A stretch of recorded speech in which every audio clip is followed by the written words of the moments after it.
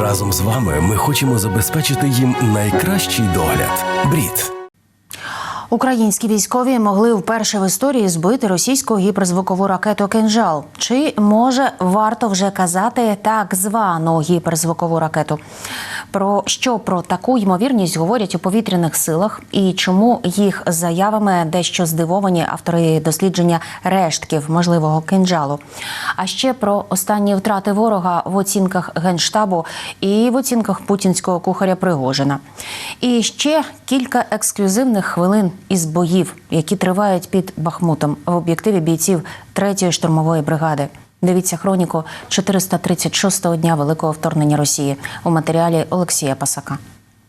Аналоговнітний «Кинжал» пішов за російським кораблем. Під час повітряної атаки на Київ 4 травня сили ППО, ймовірно, вперше в історії підбили російську гіперзвукову ракету. І, можливо, використали для цього нещодавно отриманий комплекс «Петріот». Принаймні, такі припущення озвучили експерти військового інтернет-порталу Defense Express. Проаналізували світлини, оприлюднені поліцією, соцмережами та з власних джерел, на яких можуть бути рештки збитої аеробалістичної ракети. Українське Міноборони раніше повідомляло, що Росія має не більше 150 «Кинжалів», і за весь час Великої війни використали їх лише близько десятка. Defense Express послалися і на повідомлення Київської міської військової адміністрації, яка першою заявила про ймовірний удар балістичною зброєю. Утім, у командуванні повітряних сил ЗСУ наголосили, таких повідомлень не можуть підтвердити. Ми вже повідомляли, що робота по балістиці не проводилась і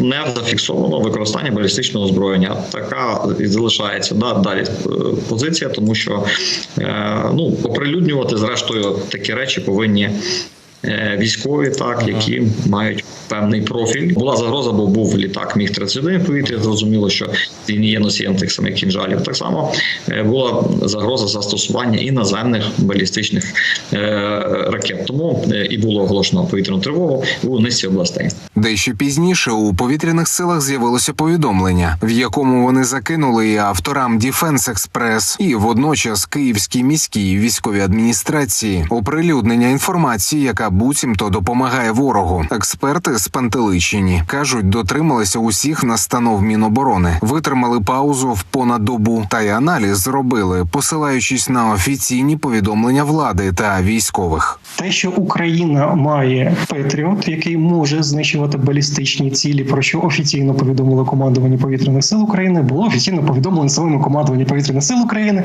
26 квітня. І особисто мені не зрозуміло. Тобто можна писати про те, що пише Київська міська державна адміністрація військова, але не можна писати, що «Петріот» в Україні, коли про це командування Повітряних сил повідомило. Не зрозуміло. Тобто можна сказати лише те, що з боку Defense Express в цьому випадку виключно ідентифікація уламків за рахунок просто власного досвіду. От і все. Якщо Україна вже збиває російські «Кинжали», то прогноз для ворога залишається стабільно невтішним. Так само і для окупантів, які не здогадалися скласти зброю та здатися у полон. Минулої доби утилізовано ще понад 6 сотень загарбників, знищено ще 3 танки, 8 бойових броньованих машин, 16 артилерійських систем, 3 реактивні системи залпового вогню, підбито 17 безпілотників, знищено 3 десятки одиниць автотехніки та 3 одиниці спецтехніки ворога. Вот это вот парни ЧВК «Вагнер», которые погибли сегодня. Еще кровь свежая. А цей парень – це ватажок вагнерівців Пригожин, який, вочевидь, вирішив підняти бойовий дух ЗСУ перед контрнаступом і вкотре накидає на вентилятор російського міністерства нападу, демонструючи десятки трупів, отриманих під Бахмутом, буцімто через нестачу снарядів. А теперь слушайте меня, те, которые не дают нам боеприпасы, будут в аду жрать их потроха, Шойгу! Герасимов! Где боеприпасы?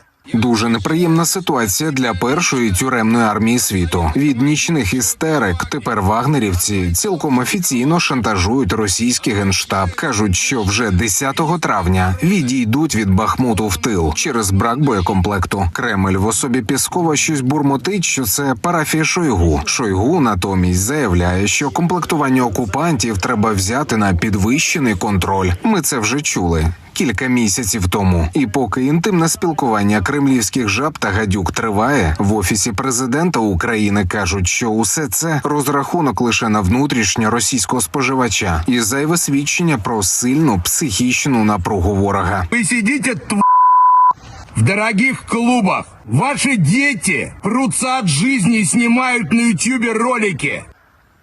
Посмотрите на них,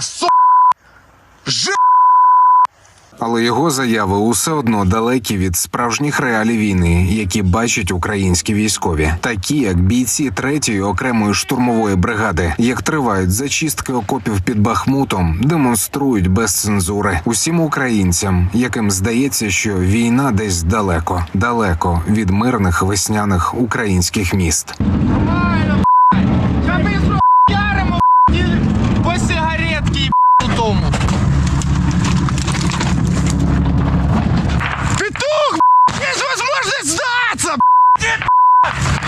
выходь нахуй! Кидаю гранату!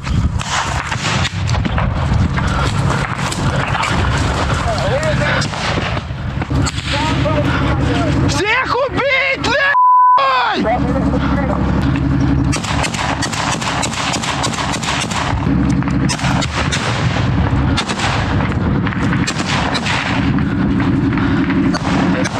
Одні окопи зачистили, йдемо в другі. Крий, бля.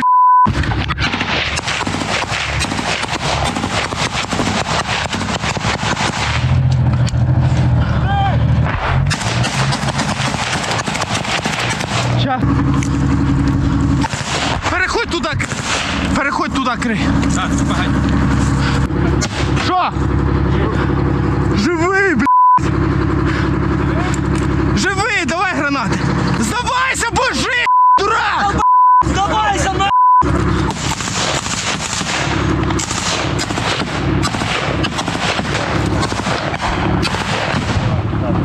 Вилазь! Все! Там боги були, БК! Все, жмур! Ти прикинь, ти мене виглянув. Оборона на 360! Я ніколи не думав, що ВДВшники такі сикуни.